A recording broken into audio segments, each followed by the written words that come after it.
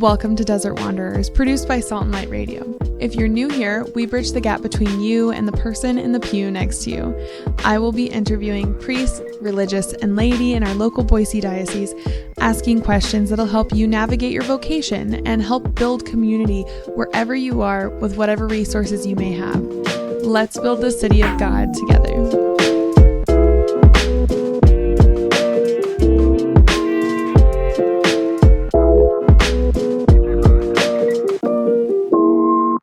So welcome, Rebecca Dussault. I'm so excited to have you on today and to tell your story. We were just talking about how I randomly found you, but I was so excited because I think your story is really inspiring, as well as just like what a awesome mom you are.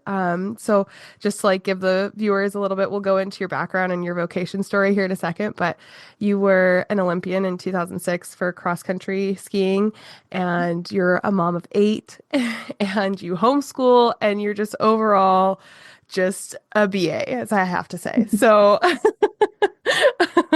so with that being said, I would love to just jump in to your vocation story and kind of walk me through your faith. Great. Well, thank you so much for having me. It's a pleasure to get to know someone else in this Catholic space where we get to bring, the faith through our really real lives to others and resonate with one another and make this come alive for ourselves and for one another. So I am a cradle Catholic. However, I came from, I would say, a family that was very weak in the faith. We actually lived right beside the church, which may have been the greatest aid to us getting to Mass weekly. But aside from weekly Mass and prayers over food, I don't ever remember night prayer, morning prayer, rosary, scripture reading, nothing, nada. And it wasn't until I was a teenager that I was really getting to know my husband's family. We were from the same small parish in Gunnison, Colorado. And it really just began as, hey, you come jump on our trampoline, then we'll go jump on your trampoline. And we just really took notice of each other. His younger sister is my longtime best friend. And it was the contrast of my household, where I had an older sister and a younger brother and an alcoholic father, and a mother striving to put herself through college as the first college graduate in her family, and working 2 jobs and driving the bus at 5:30 a.m. and all the things. My household had a certain component of what I would say was my hell. It was really a difficult place to grow up. We had a lot of opportunities given to us, but at the level of Christian virtue and just really what I have come to build as a household and a home, very different. And I contrasted that with then my time at who are now my in-laws, and it was very heaven-like to me to pray the family rosary with them every evening, to have a spirit of hospitality that invited people in, fed people, that did beautiful, I would say, spiritual and corporal works of mercy, and very lively and active in the parish and all the things. And I thought, this is just so different from what I'm experiencing a few blocks away in my house. So I did really fall headlong into following them into the deepening even of their faith. They began to homeschool me when I was I was 13, so I was 7th grade, and they began to homeschool all of their children. And the kids kind of gave an ultimatum of, well, we're not going to homeschool unless you homeschool Rebecca. So lucky for me, I actually jumped in on that. So for the next 6 years, I was homeschooled by who is now my mother-in-law. And that was pivotal, because living in the midst of their family life, which was far from perfect, but it had the staples of formation physically, formation spiritually, formation academically, all of the things which I think I was sorely lacking from my own childhood experience. It really filled my cup, and it made me desire heaven, and it made me desire just to live as a daughter of the church. So I would say that became even more pivotal as I began ski racing successfully, because there were large amounts of time when I needed to be away from home. and I needed to travel abroad, and I didn't need to lug massive amounts of books and schoolwork and all of the paraphernalia with me. So it was really nice to just dovetail my homeschooling experience. And I will just, a little aside, say that we always said it's more about the formation than the education.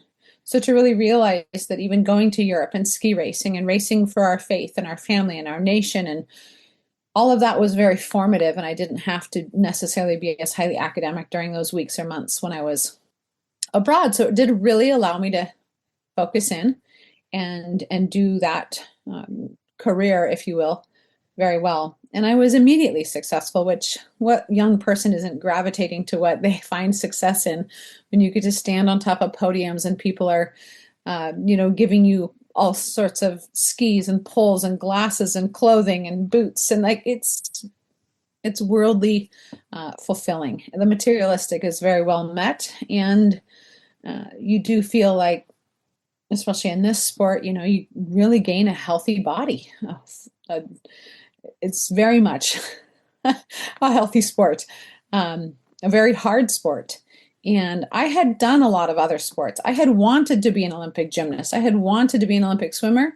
And it really just came down to the fact that around age 15, the resources just piled into my life that cross-country skiing was where I was going to desire to excel. And I still played some soccer. I still did some softball. I still, I was a gymnast even through freshman year of high school. So those things eventually just kind of fell off.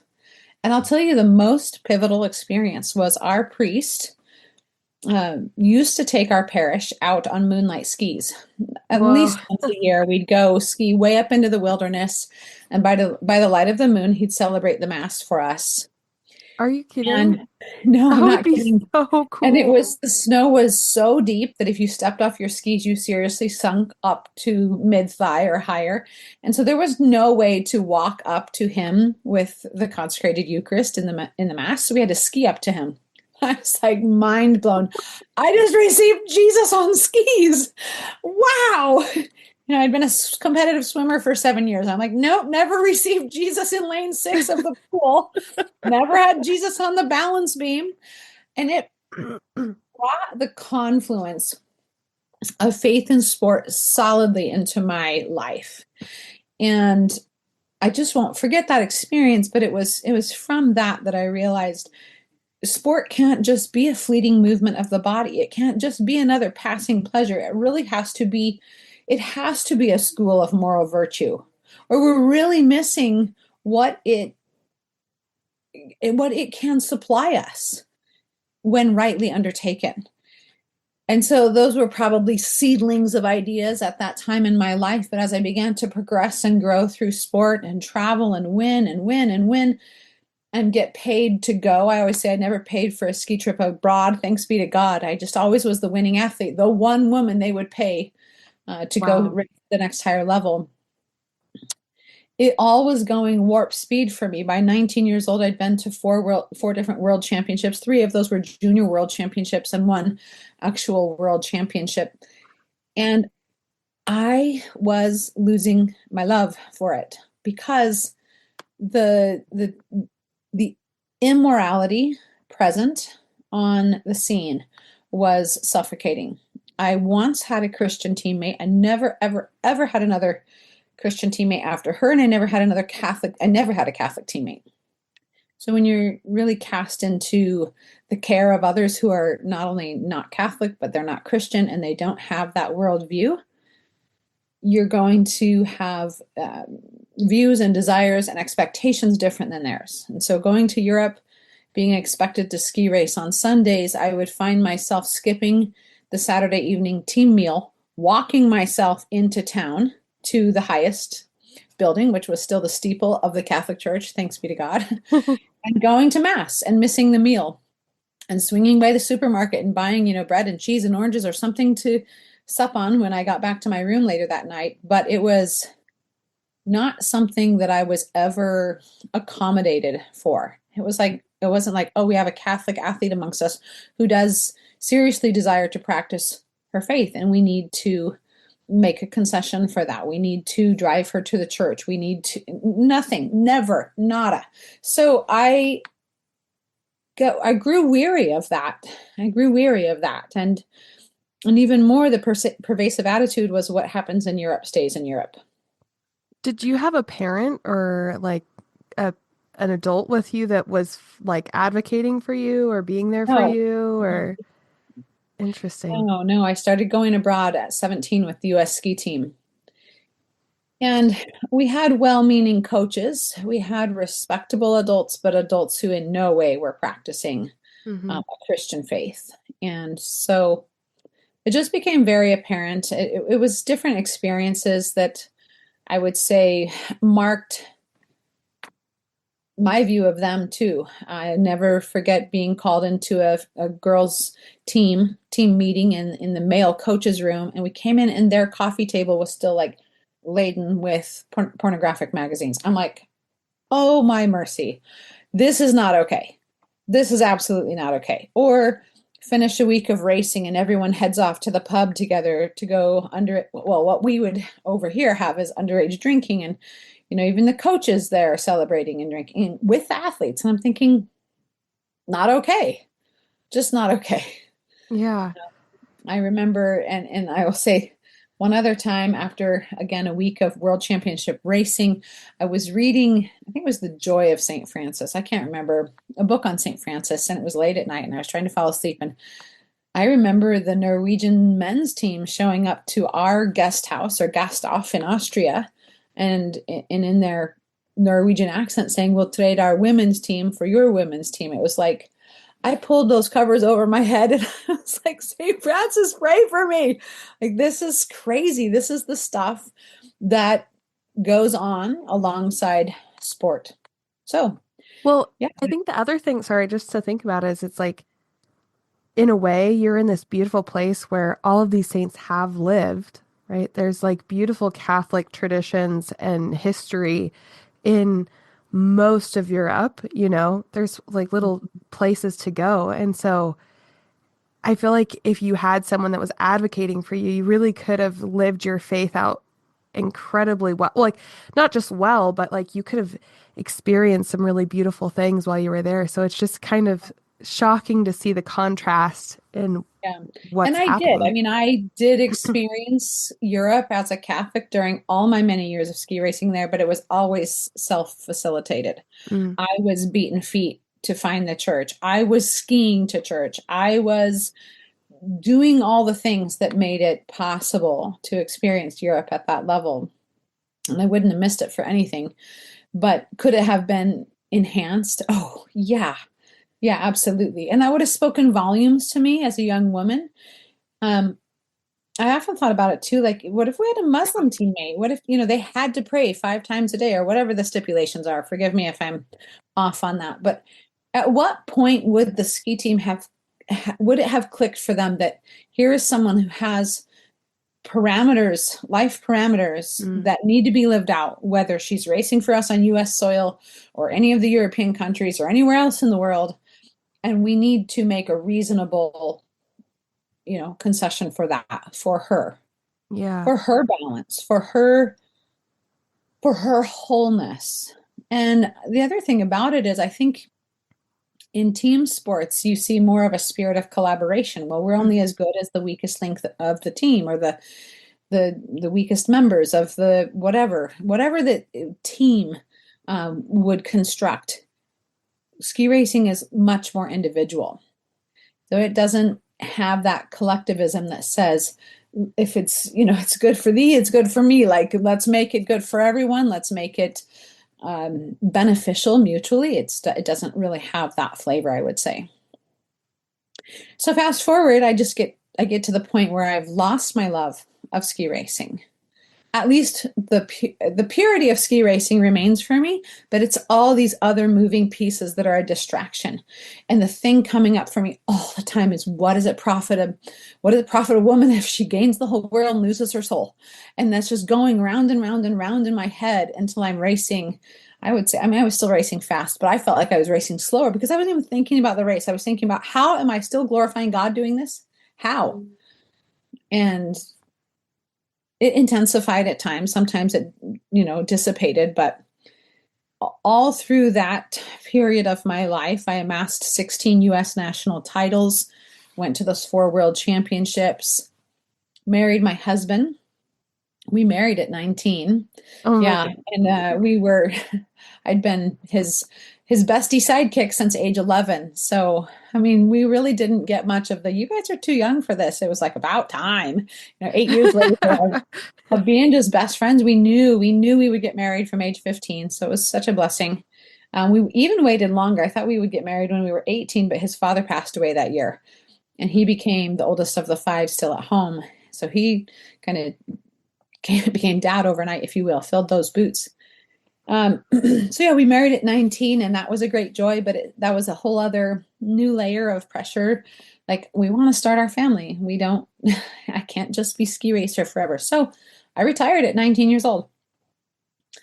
And that was from the height of sport. That was from the top of US podiums with national titles. And it's like, well, I guess God has something else even greater than this in mind for me.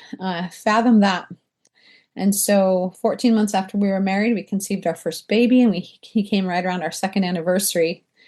And I, in a naive way, just wanting to get my fitness back and ski with my little baby in my front pack. Well, hold on before I go too far. I went to the Olympics to watch in 2002. I had a 2-month-old baby in the front pack, and it tore me apart watching all of my former teammates start their Olympic races in Utah. We drove to Utah. I mean, I grew up in Colorado. I raced that Mhm. venue. I raced the pre-Olympics there. Like, so many things came flooding in, and it was very emotional. I felt very fulfilled because I had this new precious little gold medal in the form of a young little boy. I got to raise a saint. But I'm not gonna lie, I had to turn around and actually bawl my eyes out a few times just watching teammates start. And so it was a bittersweet experience. But fast forward from him being 2 months old to now him being, I think, about 14 months old. And I jumped in a huge ski race that came to town. It was the Western Collegiate Championship. So all the collegiate schools from not Santa Fe, Albuquerque up to Fairbanks, and they were all racing in my hometown on my trails that I trained on and grew up on. And I was like, well, they have an open women's race. I guess I'll just jump in and give it a whirl and just have fun. I haven't ski raced in 2 years. This is going to be fun. And I won. I beat all the college athletes, What? all the girls who went on to podium on the NCAAs. And the one most notably, she was from Estonia. She was skiing for University of Utah. She was already a 2-time Olympian, and she won all 4 national races that year, and I beat her. Oh Like, my Lord, goodness. what did you plan to do with that? Now we're in a real bind. What are we doing? And so that began a really difficult discernment period. It's like, should we return to ski racing? Is there a way to be salt and light? Is there a way to be our domestic church, go as a family, go and give strong witness to Christianity amidst sport, sport is a mission territory, especially individual sport. Again, I contrast that from what we see as really healthy team sport. Sometimes teams kneeling in prayer together, teams supporting each other, whether those are their perfect beliefs or not. So we asked a lot of my sponsors, would you have me back? If you get me, you get 3. We're a 3-for-1 now. So the Olympics were 2.5 years away, and that signed us up for 2.5 years, committed to travel the world year round together with my husband and my son, which we could do. Did they pay for all of your husband's and your son's travels and stuff? No, no, I was a winning athlete. So thankfully I was earning enough with sponsorships and race collect, race earnings. Not, I couldn't think of the word. Could be my pregnant brain. I don't know. But I was earning enough that I could cover their expenses, but it was a huge sacrifice. I brought them every single place with me in the world for 2.5 years on I our want own to, dime. what was the difference between, well, here, let's finish your story, but I want to see the contrast between your first time in Europe versus your second with your husband. So, Yeah. Well, my second I wouldn't say it was my second time because there were multiple trips still. When I fully returned to ski racing. So we'd go for Spring World Cup and back for pre-Olympics. And back, there were multiple trips now as family. And yeah, it meant at times renting our own vehicle. So we had our wheels to get to Mass. We had our wheels to make our destination slightly different than the U.S. ski team. Um, and the team, I think, was more accepting of them coming with me. I was their top athlete. Like they needed to wake up a little bit. I was a mother first and then a ski racer now. And so I think they did what they could at the time, but it wasn't the norm. The other women on the World Cup from all the different countries weren't traveling with their children. And I Mm. knew some of those women had children and they did not travel with them. They didn't see their kids sometimes, maybe 11 months of the year, and just crazy arrangements, absolutely crazy arrangements. Um, yeah, and without going too far into that, I will say that I was one of those cutting all the red tape of being a mother athlete at the height of sport. And fast forward to the Olympics, they don't roll out the red carpet like, oh, look, this family travels everywhere with the US ski team. They're essentially part of the team. My husband was even taking pictures the team was paying him for. So, I mean, could have he almost been like a media Hmm. person, personnel? Yeah, perhaps. But we stayed so close. I mean, probably 400 yards from the finish line of the venue. And they wanted my husband and son to take a bus and then walk in with all the rest of the public, like an hour and a half effort, like to get into the stadium. And the gate was right there, right out our front door. And I had to go through like through hell to get them credentialed to enter the back of the stadium and then go to the bleachers or go out on the course. And it wore me out. It completely wore me out to try to advocate for ourselves that way. I retire after the Olympics. I'm zooming forward for this part of the story. Uh, five women, five of the top racers from around the world decide in the non-Olympic, non-world championship year, because it's a 4-year cycle. So it's like world champs, nothing, world champs, Olympics. And so in this nothing year, like five of the top women decide they're going to take a baby break and have a baby, but they've all stated that they're going to return to ski racing. And then when they returned, the World Cup had nurseries, they had nursing rooms, they had child care, they rolled out the red carpet. So I got all the red tape, but then they got the red carpet. And I'm grateful because I feel like I had to pioneer a way to Yeah. have babies and dreams, as Leah Darrow always says, or to be a mother and an athlete.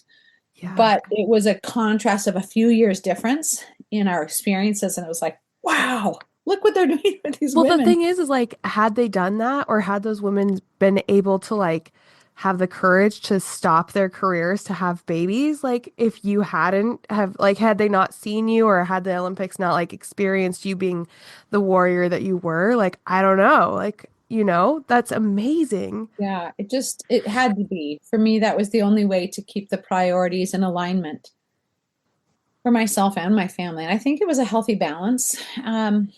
There were parts of it that were non-ideal. For instance, probably other women might have trained upwards of 850 or 900 hours um, a year. And I know my largest year was 430 hours. So probably part of that is the minimalist in me. But Yeah. the other thing is just being talented and kind of running on talent.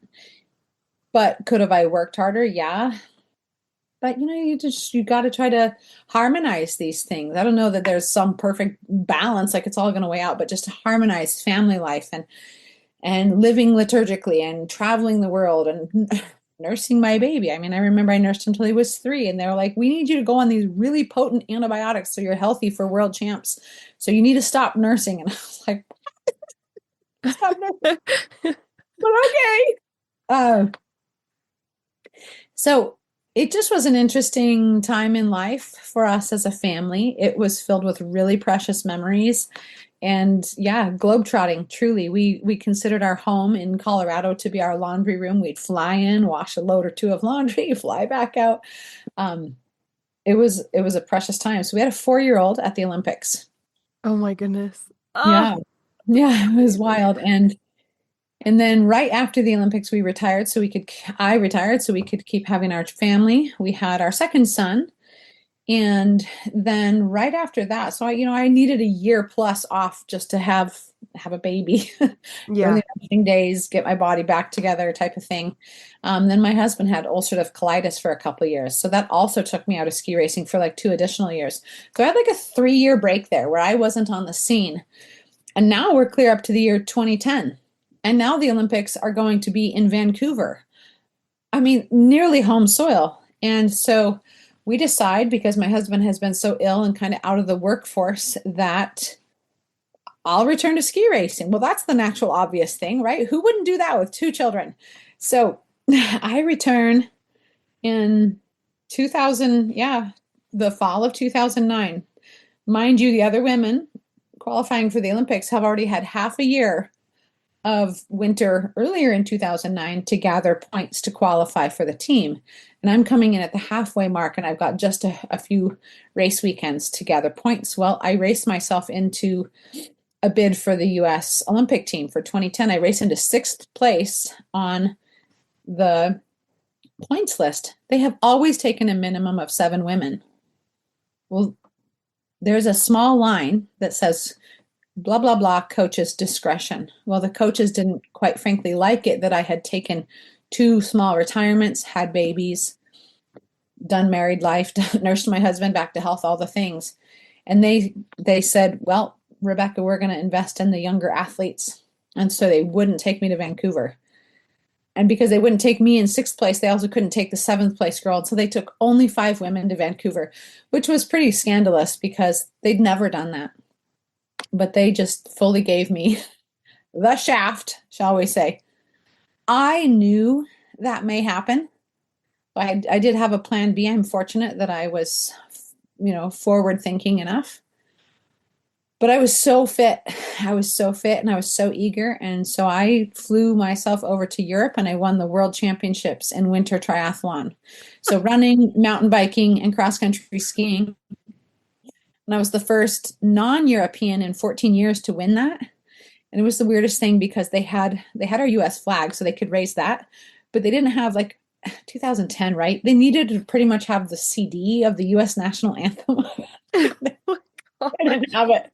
So I get on the top step as the world champion and I just start singing our national anthem as loud as I can. And I was like, it's not to be missed. I'm not going to not hear my anthem just because you guys don't happen to have it, because anyone non-European has never won. So it was super memorable, the whole thing. And just, again, like, why waste that fitness? And just realizing the political undertow that is sport. Yeah. And I'm in a very objective sport. This is the Yeah. start line. This is the finish line. It's timed. There's photo finish cameras. It's not even a judging sport. I can't imagine. Don't ever ask me to be an ice skater or a gymnast or no. So all that to say, I continued to have beautiful sporting experiences. I started racing professional as a mountain biker, as a road biker, as I did some orienteering races. So like adventure racing, that took me all the way to China.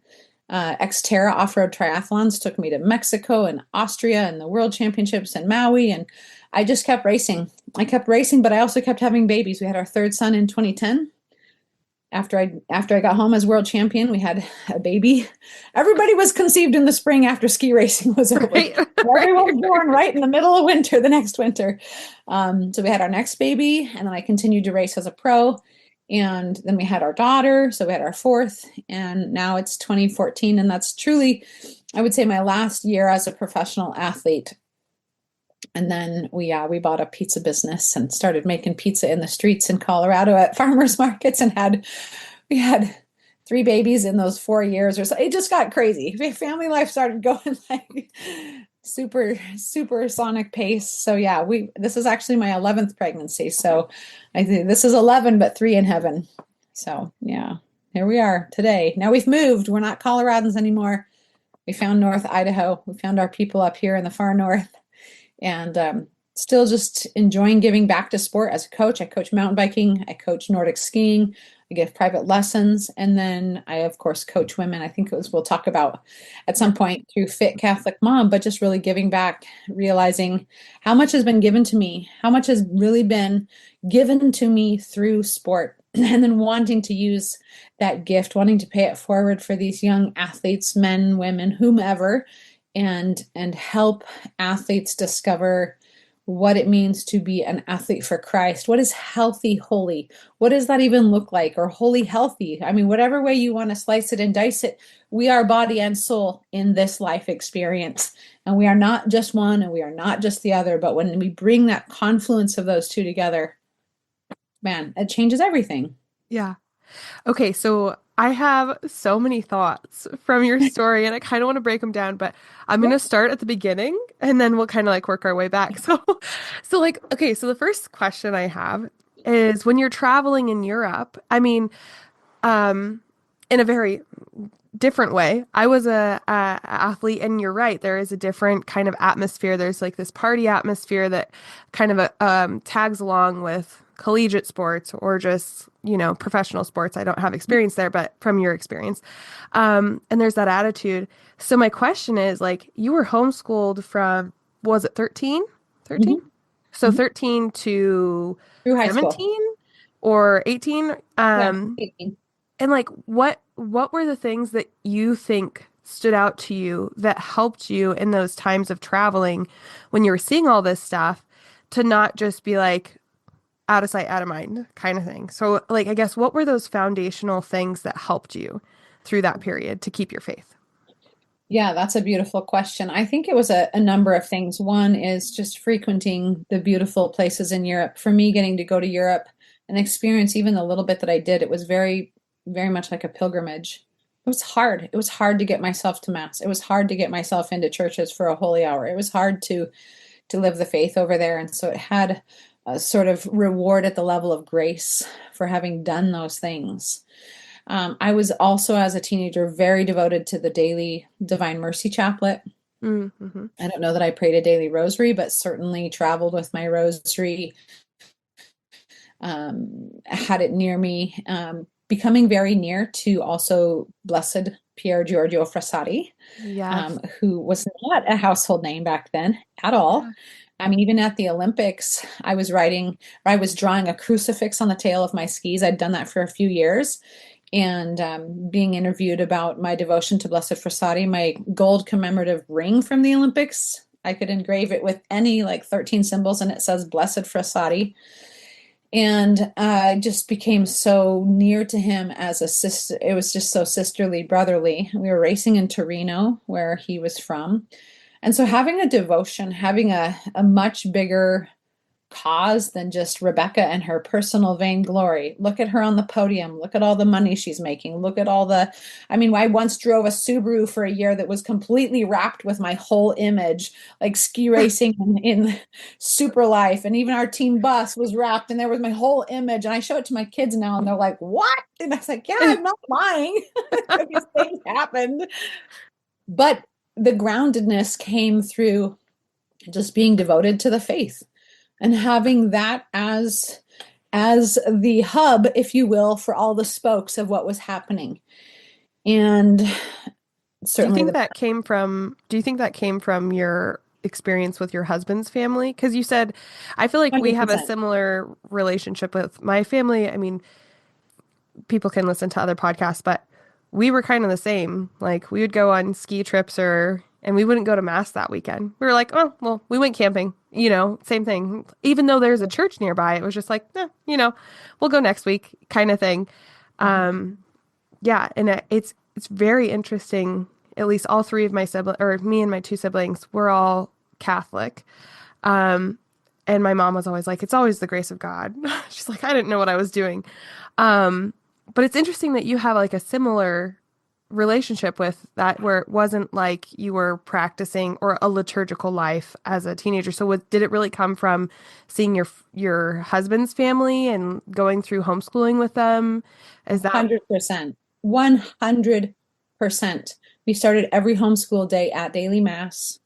We converted an entire room of their home into a chapel. And we're actually Byzantine Catholics. And I just to go and be immersed with a room full of icons Yeah. and a sanctuary lamp of our own, obviously not the real presence there in the home, to learn to chant Byzantine chants. And we were practicing Roman at the time because Byzantine was so many hours from home. Uh, that and just mom, who's my mom now, just would lead us. She would lead us deep. And her inner life was so real that she was able to give to us. You can't Yes. pour from what you don't have. Well, she would just pour and pour and pour, and everything was about God, everything.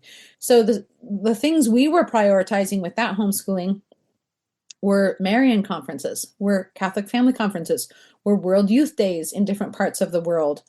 Um, yeah, major life altering teenage experiences in the faith, coinciding with major life altering sporting experiences, but always being able to distinguish the higher good for sure. Yeah. So yeah, staying grounded, because you want to, as a teenager, you want to fit in, you want to be well liked, you want to not ruffle feathers. You, at least for me, I'm such a people pleaser, or maybe was, or probably still am. Yeah. But I realized like I stuck to my guns somewhat, but I remember having to advocate for myself sometimes like, hey, we've been in this car for 7 hours listening to horrible music in this ski van. What if I played, hey, anybody, you ever heard of, I don't know which band I would have recommended, but like trying to get some Christian music piping out of the ski van for a little bit. And then, they'd make it through a few songs and be like, change the music. But, At least you're not, are you oh, like, can I put the Salve on? Like, yeah. anyone for a Salve, Regina? I mean, Like, it wasn't Gregorian chant. I can't remember. Casting crowns. I don't know. or No, Skillet. Remember, I don't I know don't if, know. I'm sure Skillet Father was, stand Fortuna. I yeah. don't know. But it just never was easy. It never was easy. So that's like almost how I knew it was right. It always felt like uphill. It always felt like the narrow road. It always felt like the high ground. And anytime it was getting easier, if I was being highly accepted, or it was all, just all the fluff and buff of being an elite athlete, revered in your hometown and wherever else, it's like, hold up a minute. Vanity's winning here. Um, So then being my next preferred, question, being consoled, so the prayer, the litany of humility. Like I probably wasn't actually praying that, but returning to those ideals. That was what kept my rudder in the water. yeah, I actually hate and love the Litany of Humility all at the same time. Oh I wow. remember the first time I read it, I was like, who prays this? Like, who wants to pray this? Like, jeez. Um, This one's but real. yeah, seriously, it'll hit you hard. If you haven't listened to that one or if you haven't read it, that'll ground you real quick. Um, so I guess going into that, so you one of the questions that you said, or one of the things you said was you were starting to get kind of burnt out. Not the word you used, but burnt out because of that culture. So when you were thinking as a teenager, right? You're 17, 18, 19. Like when you were thinking as a teenager, how were you trying to glorify God through your sports? Like what was your thought process or how were you trying to show your faith to others through that time? Yeah. So it could be subtle things like making sure to, as the camera pans over on me at the start of the race, make a reverent sign of the cross. When I finish cross the line, point upward, make the sign of the cross. Like some of those things, very silent but obvious witness. Can't confuse Hmm. what that means to someone. As I grew older, now that I'm was 18 years old, say, I'm studying natural family planning because I'm going to be getting married and not contracepting. Yeah. And so I start having these conversations with women, teammates, even as teenagers and senior athletes too, because now I'm traveling with the U.S. ski team's A team. We're all ages and experiences, but talking to them about, yeah, I have my commitments to ski racing are as grandiose as yours, but that does not mean I have to contracept. That does not mean Yeah. I have to be taking some abortifacient. That doesn't mean I have to be using an IUD. That doesn't mean any of that. It Yeah. means that I need to learn natural family planning. And I will say, and I think this is worth saying, that was the hardest part of my discernment to come back was, can we, since we have been married and started our family, how do we legitimize the use of natural family planning, symptothermal method for the next 2.5 years to get through the Olympics? Is Yeah. that a thing we can do? That took so many pains to discern, and really the loudest voice came by way of the priest from France who married us, Father Antoine Thomas, saying, Rebecca, you are very young. You have much more time to be fully open to life. This is a chance to live as a domestic church, to witness fully to Christ amongst a hurting pagan people, and be docile, be open, but go forward bravely. And I needed his blessing because I couldn't rationalize it in my own head.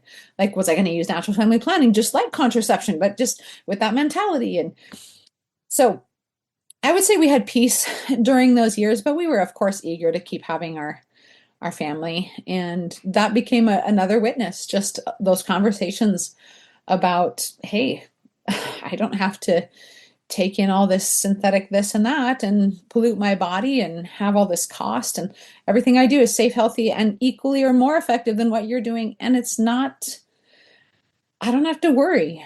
I just, like anything, there's a method to it, and you can learn that and you can be set free by that. And I was 19 years old. I like, 19, 20, 21. The Olympics, I was 26 in my first. Yeah, so it became something that teammates could talk about with me. And I was like, but don't use that in your relationship because you're also not. How about you just stop living with him? Like, Yeah. yeah, Right. yeah. Like, I'm not telling you to go use this and continue fornicating. I'm telling you, I use this as a married woman, discerning where there is truth, purity, and goodness within our human sexuality. And this is how I live it out as a married woman. Like, let's put that phrase in the beginning, as a married. So, um, I'm so impressed. Like I'm so no, I will impressed. just say too, Oh, sorry, go on. I was just going to add one thing is something that was always so hard for me is, we would travel with the US ski team and we were our family, and we of course would have our room, and my husband and my son, and some of those athletes would have a girlfriend fly over or a boyfriend fly over, and the US ski team would totally let them share a room at the hotel. There was no moral Yeah. delineation between right and wrong. If that person wanted that, they got to do that. And it just Mhm. cut at the heart of, it just undermined everything. It's like, now my son is growing up on this scene, seeing this. I mean, he was very young, but those things were hard, and I don't want to downplay them because they ate away at my respect for the institution of sport and skiing at the highest level for our country. It always eroded away at the foundation and the reason I was there. Yeah. I feel like that would be, I know that for myself, once I became a mom, everything gets very real because then you have to be like, okay, well, how am I going to explain this to my child? Granted, again, our my children are still very young.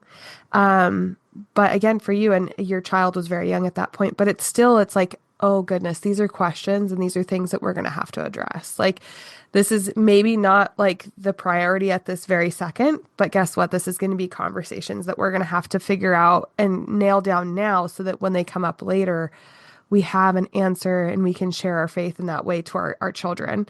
So I can see like how it, yeah, just living in that world, it can be exhausting because you're also like thinking like, okay, how are we going to like share the faith with our children in a way and still live in this world? Because you didn't know how long you were going to race for, right? At this point, you know? Yeah, yeah, for sure. And I just think anytime we live with that nearness to sin, we live right with that. Maybe not our own near occasion of sin, but you almost ask, how great is the resistance? Can you continue to not Yeah. normalize that? Can you continue to, how long will that continue to offend me before I'm like, okay, whatever. You do you. I'll do me. Like, just agree to disagree.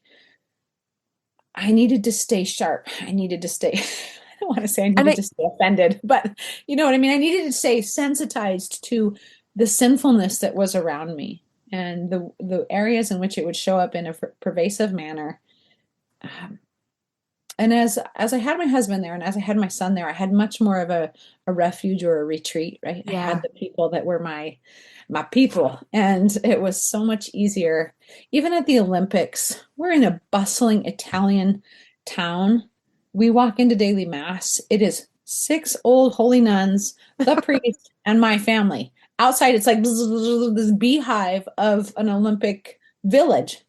Nobody in Italy coming to daily mass. Oh, it's like, what is going on? The faith is dying here. And so, yeah, just towing that line wherever we went. I will say, we messed up. We thought we had mass all lined up in Finland once, and we got there, and it was like, oh, we so botched the schedule. I don't read Finnish. I don't speak Finnish or Finnish. So we missed mass, and that was like a real big. We missed mass. We never missed mass anywhere in the world. And then when I ski raced, or not ski raced, adventure raced in China. I was like, I'm not going to be able to find the underground Catholic church there, and I'm not going to have my own transportation, nothing.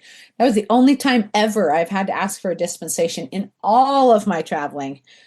So we weren't the family that would just blow off mass because we had, sports to do that weekend. mhm, I think that's one of the greatest problems with sports today is we have kids who are traveling to other states for sports at age 5, age 6, age yeah, we have parents driving this way in the state, and the other parent is driving that way, and the siblings are, broken apart over the weekend, and the family's not together, and the family comes home haggard and exhausted from traveling. It's expensive, it's time consuming, it's the spouses aren't getting a rest together, they've not gone to mass, they also left with their tithe. How many of our churches are absolutely running on fumes financially? But sport. Boy, little Johnny, he is so good at baseball. You should see him play. Yeah, Johnny might not even play in middle school. You might burn Johnny out flying him to California this weekend for a little league game. yeah. I was gonna say, Do oh, the sorry. faith well. No, go ahead. Like, just do the faith well. Go to California for the faith this weekend. Like, Yeah, I just, oh, exactly. come on, parents, wake up. Up, and there's 1%, like 1% of 1% of athletes who are going to become Olympians or world champions or take their sport absolutely to the climax of sports. And do you know how many hours and dollars and blood, sweat, and tears we pour into this physical experience? If we would just but do that in the faith, we would have a generation of super saints. And it doesn't mean they can't be athletes, but until or unless our priorities shift back, Well, good can you luck. imagine if all the people that are participating in sports that like how many events would be on a Sunday? Yeah. You know what I mean? If they were taking their Yeah. faith serious and saying like, I can't go, like this team can't go, they have to like, Yeah. if you're making that a priority, the sports would change, right? Like you It wouldn't would have change. tournaments on Yeah. a Sunday or, for basketball or whatever, but it would be different. You wouldn't have Yeah. your playoffs might be Friday and then the champion would be on Saturday. Championship would be on Yeah. Saturday. It's just it would be different if It would. It would shift the culture surrounding sport. And it's the same exact argument if people would speak up and say, hey, I'm not racing if that transgender athlete is going to be in my race. I'm mm, not losing my scholarship because that person is being able to. I mean, this is changing slowly, but I feel like I retired right about the time that this started to be a theme, and you know how much speed that picked up. But I'm hmm looking at my teammates, past teammates, people presently racing. I'm like, speak up. Use your platform for good. You are party to the destruction of women's sports, yeah. women's dignity, women's sovereignty, women's anything. You are party to that by your silence. There's sins of omission and sins of commission, and I'm like, I'm going to speak up, and it's going to offend you. And I'm going to let you know this isn't okay. And your silence convicts you. And we can't because imagine, yeah, You want to look good. Maybe you're 30 years old, 35, you're still a revered athlete. Put yourself back into 12-year-old you, Yeah. 14-year-old you, 17-year-old you trying to make your first travel team abroad. And some boy out ski races you, calling himself a girl. Like, I think that that's one of the things. So, I mean, as a Catholic, there's always the heart where we need to meet the person where they're at and address their trauma and hear their story and all of those things and love them and encourage them to come to mass. But at the same time, like as an athlete, because I ran track, and track is another one of those individual sports that it's not like, oh, we just have one guy on the team and then it's mostly girls and you're still mostly competing with other girls. But like when it comes to gymnastics or swimming or track or skiing or any of these individual sports, it's like, no, that's not a space. Like if you want a space for them, I've always said this. I as soon as it came out, I was like, if they want to play, like they can have their own league. Like if you want to do that, you do your own league because it is really unfair as like an individualist athlete to mhm. have to compete with someone that has different genetic makeup as you, right? Oh, yeah. So there's always this balance of like wanting to bring them into the faith and bring them to the truth and the goodness of the church, right? But also like as an athlete, they're like, yeah, but you have a different like skeletal structure than me. Like, you know what I mean? Your center of gravity is in Physiological, a different yeah, place, you yeah, know? everything, everything. Yeah, there's a physiological truth there being denied at the expense of female athletes. Girls need sport. Sport keeps girls, Mhm. from whatever, from drug use, from Trouble. all kinds of maladies. It really does. It gives Yeah. a purpose, and maybe it's just for a time in life, maybe it's for all of life, that we're maybe lifetime athletes, maybe we've chosen sports that we can do for an entire lifetime, but we can't ruin sport just to, concede it over to the mindset, the twisted mindset of a few. We need to love them and allow for them to experience the school of moral excellence that is sport, but not in a way that would, effectively kill women's sports. And Yeah. what I have got to say, I love competing against the boys. That's almost all who I ever had, especially as a younger athlete. I didn't have girls who were as fast as me, as strong as me, anything. So I grew up, like, my sporting experience was with the boys. I loved to beat the boys. We always would say, "Oh, you got chicked," you got a girl Yeah. beat. Yeah. So I just at the end of this mountain bike coaching season, the kids turned around and put a race on for the coaches. Well, so many male coaches, female coaches too, but I beat like all the male coaches except my husband and one other one who still races. And I came across the line and I said, "You didn't just get chick, you got pregnant grandma'd. I'm a grandma." I'm like, "You got pregnant grandma'd." And I just love that. Like, it's so good for kids to see though that you can keep doing sport. Sport can be very fulfilling to you at any phase in life. It can bring a lot of meaning. It can bring a lot of purpose. And but just half jokingly, like, "You didn't get just chicked, you got pregnant grandma." Oh I love man. that. I love so like one okay, before we get too far away from it, I just want to say this one thing. Like, I'm so impressed with you on like the things that you were doing as a young adult. Like just the fact that you were able to know about NFP. I feel like this really hasn't come on the scene in many families or in many churches really up until like recently, like 10 years, maybe like 2015. And maybe it's just because I was getting old enough to like learn about this stuff, but it wasn't until I like had a dig. I felt like once we got pregnant and had our son, I felt like I had to really dig to find out what we were gonna do like postpartum because postpartum's so much different than like prior to pregnancy, right? And so yeah, like just amazing that you're having those conversations with women, but also like I can see again that you're being a trailblazer at that point because nowadays there's even non-Catholic, non-Christians that are saying, "Oh, like we need to put a stop to putting all these chemicals in our bodies." And like it's becoming more of a social norm.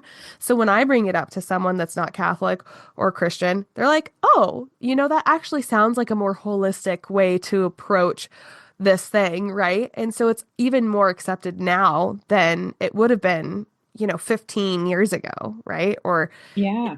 so like I Yeah, guess even as I was speaking about it and sharing it with teammates, I was like, this is the greenest, most organic approach to your human sexuality ever. Honest to goodness. No cost, no side effects. No. yeah, What's the downfall? I mean, you learn your body. You actually learn who you are as a woman and what your unique rhythms are. And it's so much more respecting of your person. And when you are in that wedded union, right, that being clutch, what a chance to get to communicate at an even deeper level with your spouse so that not you're to say it's making not hard. decisions together. Not to say it's not hard. And I will say, totally different experience. 25 years into this gig called marriage, totally different experience. Years one, two, three. But no less, what a gift to be able to communicate and express love in different ways, in different cycles, in different seasons of life. And it's so organic, or it can be a catalyst for conversation with those who they desire more purity, they desire more unity, they desire more of what that actual living out of, whatever of those, accepted methods of natural family planning, whatever those furnish a relationship. And I think it's a really interesting point to talk from to people who are not yet in relationship with Christ, or maybe they're all about food purity or, soil purity or cool. And what do you do for natural, or what do you do Yeah, for family planning? yeah. So I think it's a card that we should Play. have at the ready. We should play that card. Absolutely. And I even felt it like it back then. But again, going back to my mother-in-law, and then my sister-in-law is 12 years older than me. And they both were a very outspoken witness on stuff like that.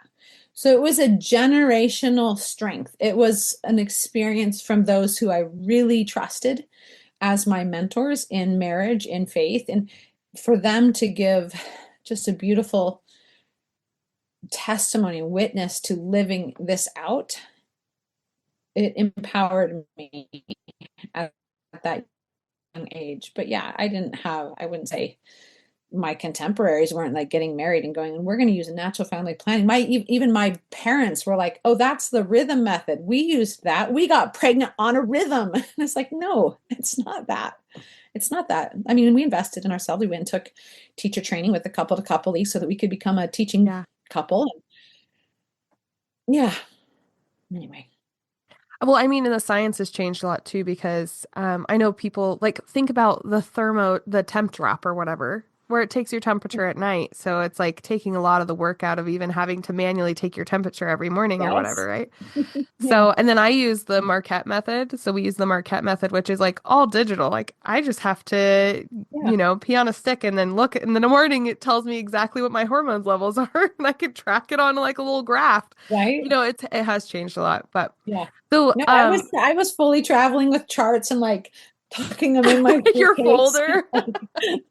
Even I'm away for a few weeks and I'm like diligently charting every temperature shift and all the new, yeah, that was my generation of learning. But it was, to me, it even made sense at that level. It's like, this is still going to set me free from what is this other curse that I would otherwise probably naturally have chosen had I not known the wisdom of Mother Church and her teachings, which are not for naught. So, yeah, it has changed a lot, honestly. It's a good day and age to be Yeah. practicing in that regard. A I lot know. easier. Thank Yeah. you, technology and apps. And my husband actually like runs that whole side of the show. Yeah, That's same. also like Get so the other it thing I in the like, sorry, machine. we'll say this one last piece on NFP and then we can move on to my next question. But my other favorite thing about this is like I feel like when women use contraception, it falls back, all the responsibility is back on them versus like with NFP, it's like so freeing to be like, hey, like here's the information. you know? Yeah. Like, Yeah. and I Seriously. think a lot of the times they even train you so that your husband's doing most of the charting, or they have to like help in some way so that they're involved in it, so that they know the information, so that they Yeah. know how your body works and understand all um the cycles and whatnot. And then it's also like this like shared responsibility, so it doesn't feel like everything's on you, like, It's so totally different. It's we versus me. Me right. has a lot of pressure, a lot of guilt, a lot of ah, yeah, I wouldn't have wanted to put that on myself. It's a real we thing. And Yeah. Yes. yeah, it's Okay, beautiful. so the next thing I wanted to talk about, just very briefly, would be so you were traveling at the Olympics with a 4-year-old, right? Is that what you said? And so how was it to compete like for your son in a way? Like, was that an experience you had, of like did part of what you were doing as being this athlete, this professional athlete, was part of it even exemplified or like brought to a higher level because you had someone to show and like to show what's possible to. Um, I don't know if that's a Yeah. No, that makes sense. I don't know if my mindset was fully like I've got to show this little person what's possible, but what I was showing that person is that we can be family in lots of different situations. In any country in the world, no matter what's going on, we have each other. We have the love of Christ. We have uh, and we do have opportunities. But I think I was so in love with just showing him the world. Like if it would have been for missionary work, fine. If it would have been for some other career, fine. I was so in love with traveling the world with my family, getting to see the faith in all the corners of the world, watching my little tiny guy learn to ski in New Zealand in August, like all these things. So I don't know that I had at the time this overarching why of I've got to show him what's possible. That I would say kicked in after a number of other babies came along, like, yeah, darn straight. You can be a mother and an athlete.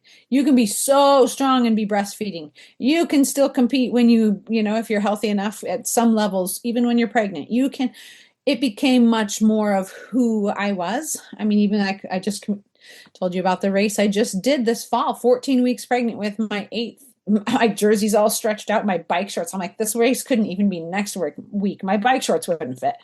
But just to show the team, like I've just coached you the last 4 months.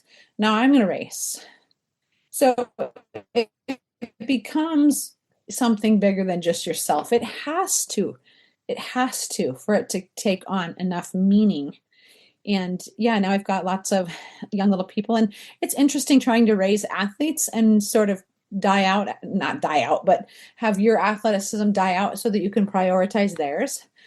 Um, my mom is 63. She's still an incredible athlete. My sister is 45. She still races professionally mountain biking. They're in a different place in life. They have no children. So, like, I want to be the one on the start line, but I also have to kind of die to myself at sometimes and let that next generation of athlete come forth. so And that's a so, harmonizing those two realities. Mom still really loves to race, but okay, you get to be the priority this weekend. So it's good. We do some things there we get to do together, and some things I just need to, shift and support them. So we've had a series on our show called Generational Catholicism, and in one of the, I think it's one of the first episodes, and I've actually talked to some other Catholic moms who have a hard time balancing this idea of sports and faith. And the reason why is because a lot of the events do happen on the weekends, tournaments and whatnot. And so, and then the other thing that you mentioned about having one parent go one way and the other parent go the other way, and you're always in the car and you're always taking your kids to sporting practices or like the tournaments or what all have you. So I guess how have you guys prioritized in your family to have raise your kids in sports, but also like kind of protect your family unit and protect your faith in that? Like homeschooling, has that been a big part of that, or what does that look like for you guys? Yeah, boy, if that's not like the hot button topic, it's like how to encourage them because I know how radically sport changed my life filled a void. I didn't have a father in the home after my parents divorced when I was 9.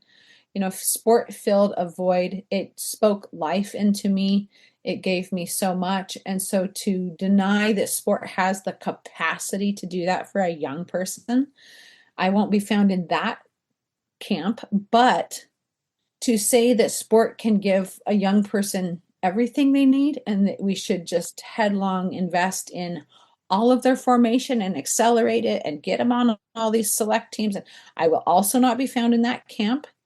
So I would say that we have tried to prioritize sports that we can do as a family and that we can do from home, meaning we can get on road bikes in our driveway and ride from here.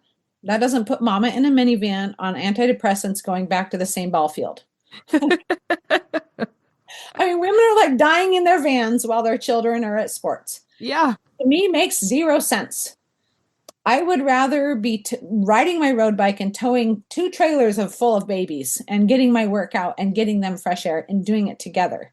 So I would say we don't have like some typed out mission statement that we hold fast to, because there's always these seasons and these dynamics and the preference of the kids. But generally, it looks like this. It's soccer season. Everybody's playing soccer. Mom and dad are coaching. We're all at the same place at the same time, doing family, doing soccer, doing sport. Boom, gone. That season's over. Now it's, summer. We're doing lake. We're doing things that are lake centric. Then comes the fall. We're doing mountain biking again. Mom and dad are coaching. We are doing this as a family. And so we just really try to move as a family, but we're having our 8th child, so we don't really have even divide and conquer just seems ridiculous to me. Yeah. We're not going to send 4 kids that way and 4 kids this way. It's incompatible, and maybe that's a strong word. I, though, feel at this point in our lives, it's rather incompatible with Catholic family life to seek to the heights of sport. Do you think that a big Strong. part of that is, so I guess if I'm hearing you right, it seems like the sports that you guys choose to do. Well, I mean, I guess I'm trying to balance that because in Sandpoint, is there a place that's big enough that you can have different practices for different age groups all at the same field? Because I think in maybe different cities or even like where I grew up, the girls would have one field, but there's only one field at that park. And so the boys have to practice at another field, like Mhm. downtown or whatever. So I guess even when it comes to like soccer, I feel like the only way I could see that working really is doing like more of an individual sport. Is that what you thought? Or I mean, I guess at the same time, if you're in a Yeah, smaller yeah. town, So it's not as big of a deal because we have whittled it down to soccer being our really only our only team sport. And again, it only makes sense for us to show up and get our kids there to practice and pick them up if we stay and coach, if we're going to get our exercise too, if we're yeah, going to have the chance to be role model to these other young athletes and help form them through sport, it means dad and I show up in a coaching capacity. That said, if we have 4 soccer players, we don't coach every single age group, but like one year we'll do our 14-year-old sons team, and then our 11-year-old daughters, and then our 8-year-old sons. And we do have where we can kind of homogenize the practice schedule and make it approachable. Because I will never be found like driving the wheels off my vehicle, all depressed and gaining weight and just frustrated at life, trying to get my kids these beautiful sporting experiences. yeah, It stuck out to me so much as a young woman. I'd look at like gymnasts in the Olympics or whatever, and then they'd pan up into the stands and show their folks. And I'm like, oh my goodness, what a disconnect. Sorry, someone's going to surely rescue baby from the door. oh, it's okay. Um, what a disconnect with health. It's like they have, and part of that is sacrificial and beautiful. I get that. I'm not denying that. They've made a lot of sacrifices for their daughter, say, to get to the height of sport, but at what personal cost to them? Right. Yeah. And so she's going to retire at 18. And then what of her? Like, and I've seen it with ski racers too. I remember vividly being at this one hotel in, it was again, Austria. And I grew up watching Yulia Chepelova from Russia just dominate, like such a good racer. And I was walking with a more senior teammate than myself. And they were like, that's Yulia Chapalova. And I look over and she just dyed hair and like chain smoking and overweight. And I'm thinking, oh, that's so scandalous. Like, why? What did you do? What did you do with yourself? And I see parents though able to do that. And this is a funny phrase. I really don't, you're not going to find it on my website or anything, but this is how my brain thinks. Why the hell of the Catholic mother fails? Why Oh, the hell is her health failing? Why? Because she's not given herself a piece of the pie at all. And so yeah, when I coach women, we really talk about this. If you don't personally allow for life to continue to be dripped into you, you're not going to be able to pour that out. You're not going to be able to pour that out to them yeah, academically, to them spiritually, to them emotionally, to them relationally, all the things that we need in these components of raising these little humans that are, God willing, going to become saints. You can't do that if you don't first have that. So how do we keep that coming in? And I will say a lot of women don't understand God's economy or equations on this stuff is not man's equations. It's not, I got to go to the gym 2 hours a day. That's going to yeah, fulfill me. yeah. It's the hot bath. It's the rosary walk. It's the getting to go on a date night with your husband. It's the prioritizing that 3 o'clock workout with the chaplet coinciding with that. It's the doing the laundry and praying intercessory prayers for every single garment you pick up. You're like, oh, Narek wears that, Emiliana wears that, da da da wears that. And you're like, Jesus have mercy on her. Mary Queen of Peace, pray for her vocation. It's all these little drips. And then God takes and converts that in woman to be a flood that she can pour from. Drips to flood. Like, I don't understand it. I never will, but I know that's how it works. I know for certain that's how it works. But that we would almost selfishly forget to even drip life Yeah. in. And that's what women do. And then they think they're going to parent well on fumes. Can I just tell you, you just can't. You can't.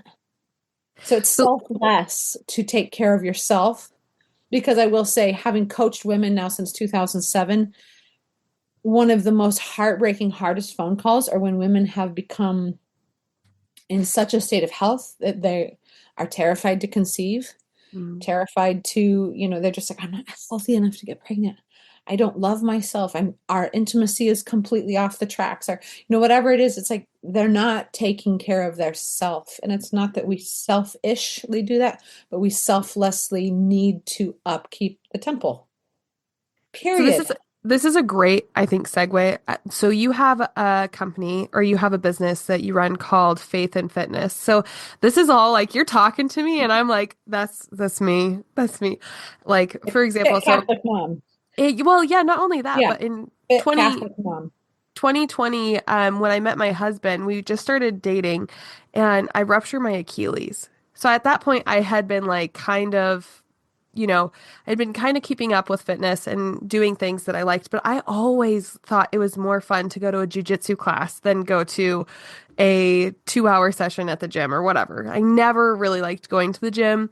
But after that, I kind of just, the part was, it's like it got too hard to work out because I had to like atrophy to my leg and all this stuff. But now that I'm to a point where I'm a little bit better, it's like getting back into that. But knowing, like, for example, this weekend was a perfect example. I went up to McCall and I had my kids with me, but my husband stayed home because he was sick. And so we were doing all this, and I just came home and I was so exhausted that I couldn't help anybody. You know what I mean? And this isn't in fitness, but this is me being like, okay, I haven't taken care of myself enough. So how am I ever going to get to the point of being able to work out or enjoy a sport or anything like that if I am so on fumes the whole time I'm doing this? So what are like some of the conversations that you have with women, or how are you helping like get past this part of, or I mean, it's not even getting past this. I think a lot of women want to actually have time for themselves, but they just don't think they have time. Like there's not enough time to get everything you need to get done for the day and work and take care of your kids and spend enough time with them and get your workout in and spend time with your husband. It just feels like there's no time. So how do you help women with that? Because that's like such a great question. Right. There's the $500 million answer coming up. Yeah. Um, yeah, so through Fit Catholic Mom, I have been able to mentor hundreds of women into really re-embracing the fullness of their vocation in all of its beautiful dignity, and to do it with a mindset that brings forth health and holiness for them. And to do that, it's not an overnight fix. I first go in and work with them at the level of their mindset. If we don't have a strong why, we can't operate. So I ask them things like, do you ever miss mass? Are you still missing mass? Okay. And most of them are like, no, no, we go to mass every weekend. I'm like, yeah, you don't even have to think about it. It's one of Yeah. your non-compromisable, you just know you're going. You might have to pick which mass you're going to, but you're going to mass. That's because your why is super rooted, like it's deep. You have gone through everything you need to do formation wise to know that come hell or high water, or even hell and high water, you will still be found getting your family to mass. That's a why. What you don't have with faith or with fitness with a lot of moms is a why. Yeah. And it's not, sometimes they don't get their why until they're in a crisis of health. And they're like, Yeah. oh man, that's why. So we try to live a prevention rather than an intervention. And that prevention comes firstly at deepening that why. So being able to answer things like, I choose to be faithful and fit because. And I reject living in my personal hell because. And I know this will impact everyone in my life because, and it directly affects my faith because. So really getting in deep on some of those bigger questions, which can help set them on mission, because there's going to be times when it doesn't come easy and you have to dig deeper to find that yes. You have to dig deeper, excuse me, to live out that fiat, be it done unto me according to your word. That's a deliberate choice by Our Lady. That's not a passivity, that's an activity. That's saying her this, that is her saying this is going to be the hardest possible thing ever, and I will choose it still. And so if it's today getting Mm, 5 minutes working on your core and pelvic floor, die to yourself and do it. yeah. It has ramifications going forward. It puts you on a trajectory, one way or the other. And so really helping women to, yeah, diagnose truly where they're at initially, and then fill them with hope and life for going forward, and establishing a Catholic method. Big game changer. Yeah. Who wants to get on the phone saying, yeah, I'm pregnant with my eighth and I'd really like to get fit after this baby's born? And how do you think I should get fit? And someone's like, oh, let me give you, I got weight training for you. You're going to be in the gym 5 days a week, hour and a half a day. Find somewhere for your kids. I mean, no way. No way. So just incompatibility of method and mama is going to self-combust every time. So really looking at each woman and going, okay, you homeschool, you have this many children, you have this many responsibilities, you're a career woman, you have, here's where you live in the world. Maybe you have 4 seasons, maybe you're constantly Florida sunshine. I mean, like all those things come into play to really making, I would say, a designer approach to someone's method. Granted, a lot of things are going to be the same, but taking all that into account is just a healthy assessment so that that person can be set up for success.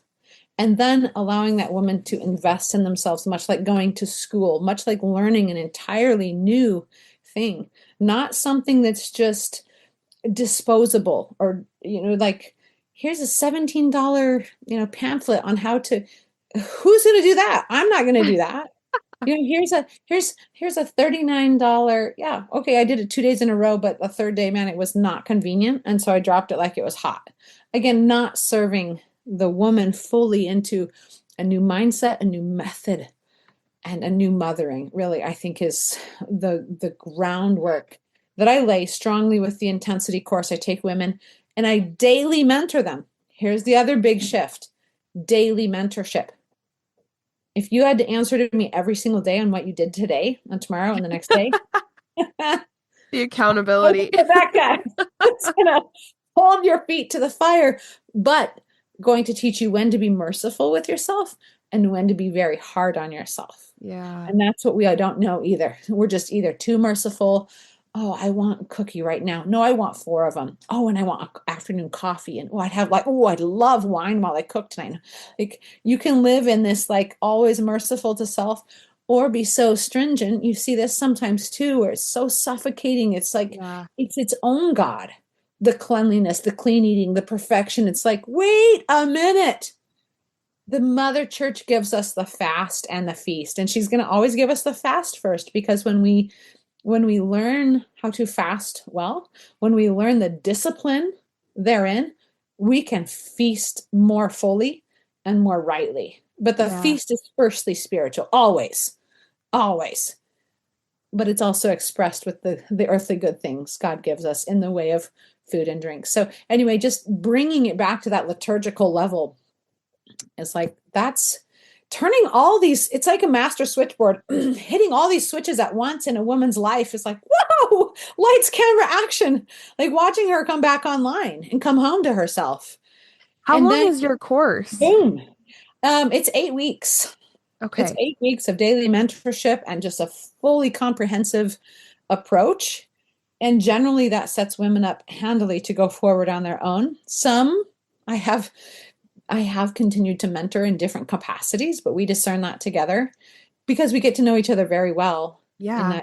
that daily online. We just speak our comments to each other, and I look at their training log. I look at their heart rates, their rest, their whatever they're reporting to me, whatever I'm having that particular athlete report. And I can coach her, whether it's a really high day, a really great day, did it all, knocked out of the park, felt amazing, ate well, man, great. But I want to hear from you too when you're like, man, today I bombed the day. I just totally, those are the days you really need a coach. Those are the days Yeah. you need someone to untangle that, where it's so enmeshed in the old habit, the old thinking, the old mindset, and help you to program forward. So I it's know that. fun. It's selfishly really fun. Obviously, it keeps me, more accountable too. You can't Yes. name your business Fit Catholic Mom and then be somehow other than. Yeah.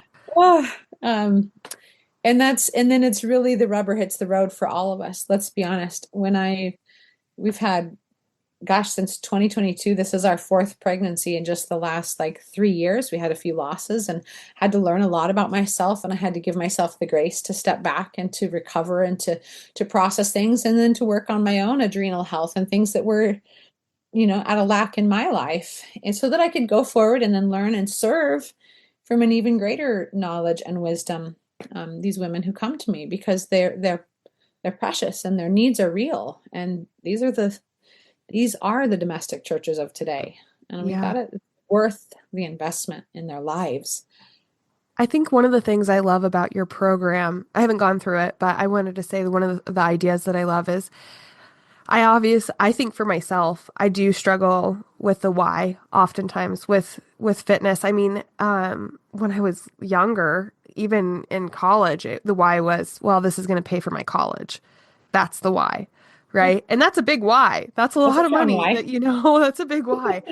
So, right. But then I would love to talk to you about this. I don't know if we have time. Maybe we can address this in another episode. But then after college, it was like, well, what do I do now? What's like motivating? Well, for me, it was, well, I need to be fit enough to attract like a guy, right? So I need to like keep this up. But then again, it changes so much when you become a mom. And there's parts of me that's like, I like we live on the third floor, and I'm like, granted, I'm pregnant right now, but I'm like, I hate walking up the stairs and being out of breath. Granted, I'm Yeah. also usually carrying two children, and I don't know how much of that would actually change, but at the same time, I hate, and the other thing that would be a why for me probably would be like, and it's not practical at this point in my life, so it's not a good why, I don't think, but I don't want to be like, I want to be the mom that can run around on the soccer field with my son, when he's getting to do. So there are some whys, but I feel like for myself, it could be not the why of right now. Like the why of right now is probably going to be different motivator than the why of when they're old enough to do that. But if I don't work on the why now about being able to do that, then, and then Sorry, I'm Mhm. rambling. But I love the part where you have a why and you kind of work through that with women because the thing is we all are going to have a why and sometimes it's hard for us to find by ourselves. And I Mhm. also love where you talked about Mary saying yes because it almost talked about like, on those days when you're having a hard time, who is our mother that undoes all of our knots? It's Mary. But at the same time, there's like this, I don't know, I feel like there's a Marian theme through that a little bit.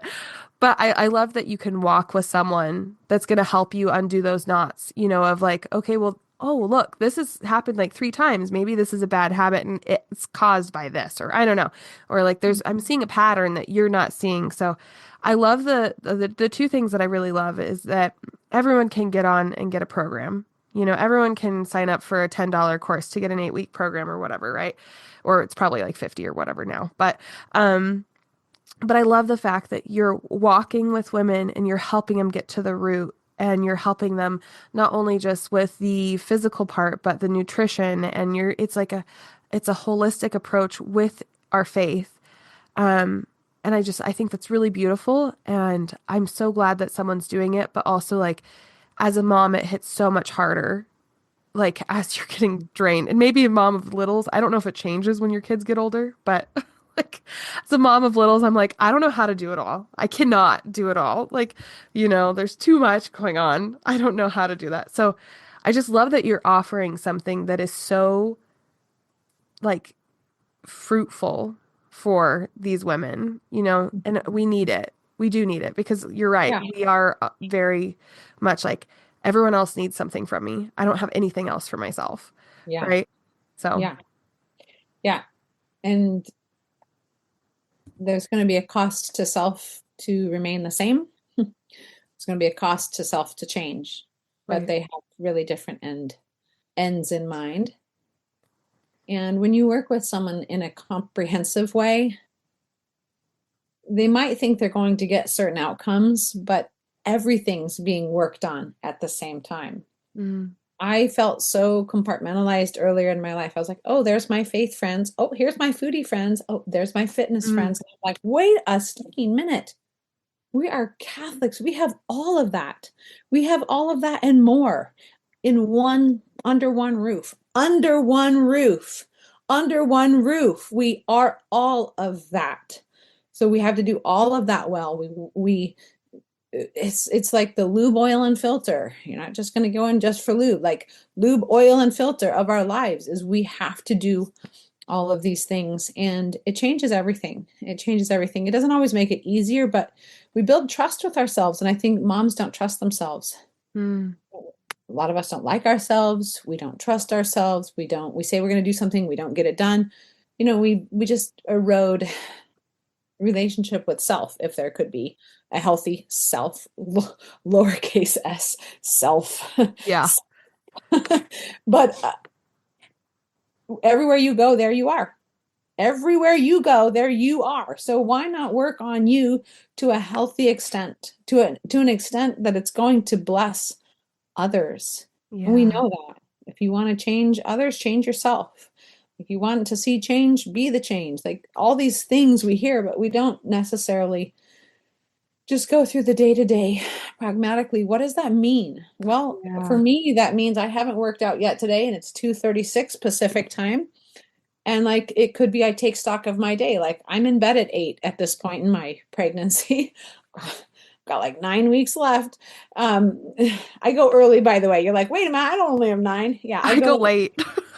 I I go go like 3 weeks early every single time. So I'm sorry, I calculated lucky off 30, ducky. 37 weeks is what I calculate off. So 8.5 weeks left. I look at that and I go, let's take a reasonable stock of this. It's not even 3 p.m. here. I go to bed at 8. That's 5 hours. If we need 2 hours for family dinner and cleanup, 30 minutes for the rosary, 30 minutes for some evening chores. I mean, I just totaled up 3 hours. Okay, that's 2 more hours. If I need, I mean, like, can 20 or 30 minutes of that be a workout? Yeah, yes, yes, it can. But I also could not get even that little bit of discipline pulled in and realize there is a gift, there is a slot there. And then I do love to teach layering it up. I know that was one of the things you had mentioned, but just Yes. a layered Habit up stacking. living. Yeah. I just use the laundry example again. Like, you have your laundry, and I do. I have 2 loads of unfolded clean laundry right over here out of the screenshot. I can do a lunge or a squat or a toe raise or a kick or with every single piece that I pick up. So I can get a workout while I do my duty joyfully and pray for the people who wear this laundry. So where you might be struggling is I don't have 20 minutes to fold laundry and 20 minutes to get a workout in and 20 minutes for intercessory prayer for my family. What if that was all the same 20 minutes? Yeah. Bing. And it's not that we're going to do it that way every time, but you could. You Yeah. could. You could. If that's what is, if you were willing to think like a fit Catholic mom, you're going to find opportunities like that. You're going to live the layers. I like that. Yeah, I think that that's something I don't do well, but and I'm just really learning about, but habit stacking, and I think it goes in again with liturgical living because again, we just don't have enough time to put everything together. So, I had Teresa Zapeta on and she was talking about, well, do your prayers at dinner. Like, do your prayers with your kids at dinner. You have a captive audience, might as well.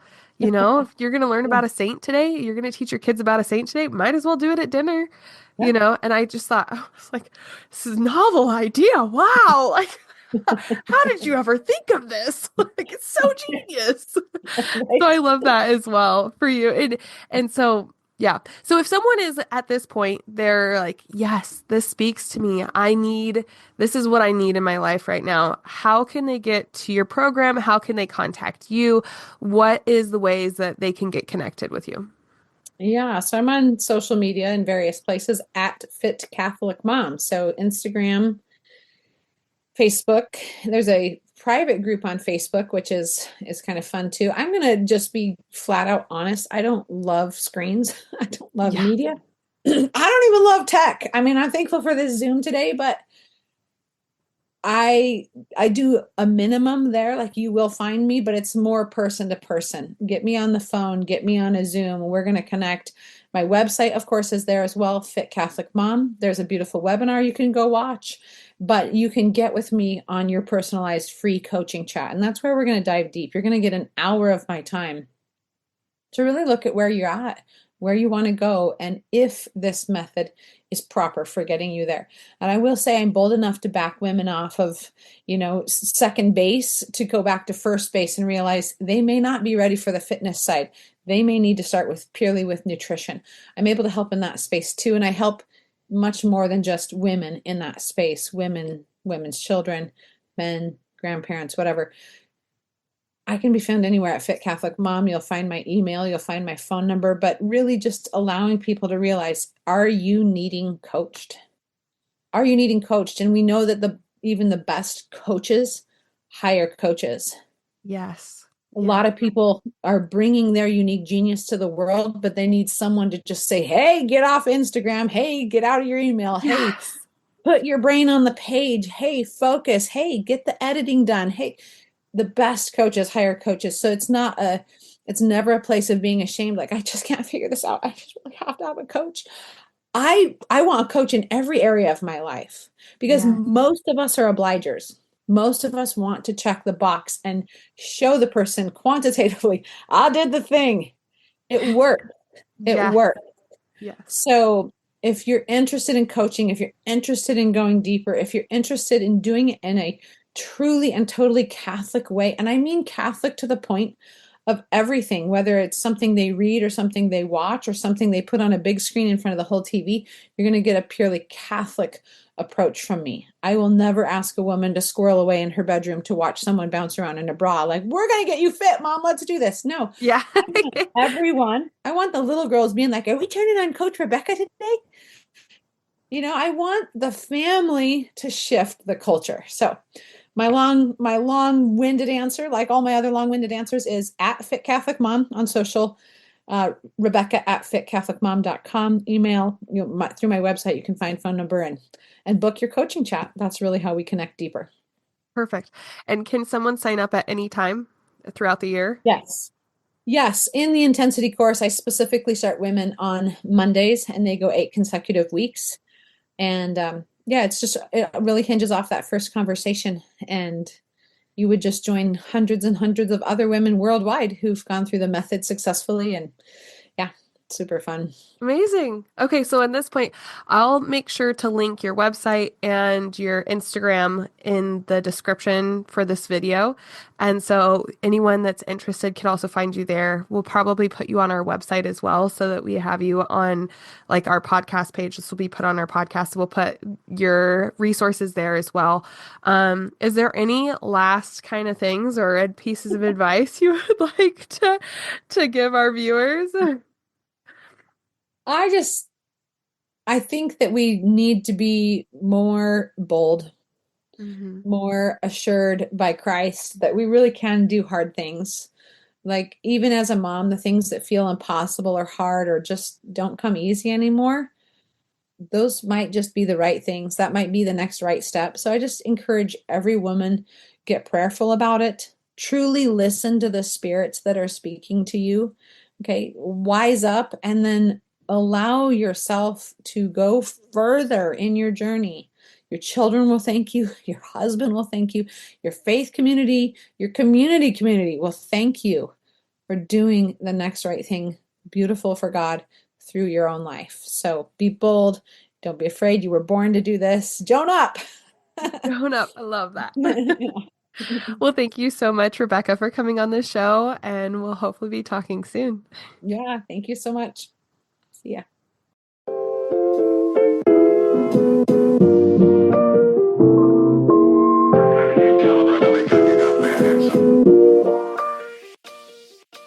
Thank you for tuning in to this episode of Desert Wanderers. If you liked it, give us a thumbs up as well as subscribe down below.